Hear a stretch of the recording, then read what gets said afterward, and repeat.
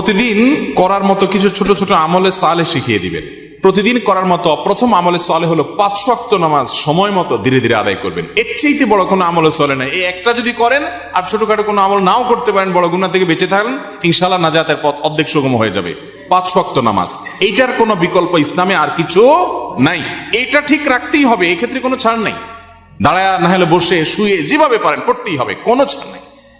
অতএব 1 নম্বর আমল হলো 5 ওয়াক্ত নামাজ পড়বেন। 2 নম্বর হলো সকল বড় বড় মোটা মোটা গুনাহগুলা থেকে বেঁচে থাকবেন। চোখের গুনাহ, হারাম জিনিস দেখা, হারাম জিনিস শোনা, গালমন্দ করা, মানুষের হক মারা, হারাম খাওয়া, এই বড় বড় গুনাহগুলো থেকে বেঁচে থাকবেন। নাম্বার 3, নবী করিম সাল্লাল্লাহু আলাইহি ওয়াসাল্লাম প্রতি বেশি বেশি দুরূদ পাঠ করবেন। আল্লাহুম্মা সাল্লি আলা মুহাম্মদ ওয়া আলা আলি মুহাম্মদ, শুধু সাল্লাল্লাহু আলাইহি ওয়াসাল্লাম, দুরূদ ইব্রাহিম যত বেশি পারেন দিনে 10 বার 20 বার পাঠ করবেন।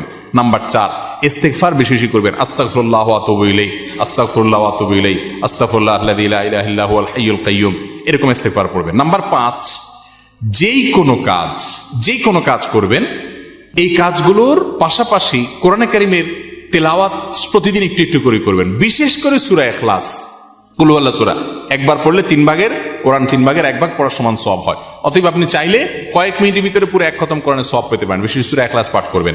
6 নম্বর হলো যত জিকির আছে কোরআন হাদিসে বর্ণিত, এই জিকিরগুলো বেশি বেশি করে পাঠ করবেন। যেমন সুবহানাল্লাহ ওয়া বিহামদিহি সুবহানাল্লাহিল আযীম, তারপর লা হাওলা ওয়ালা কুওয়াতা ইল্লা বিল্লাহ, এটাকে জান্নাতের ভান্ডার বলা হয়েছে।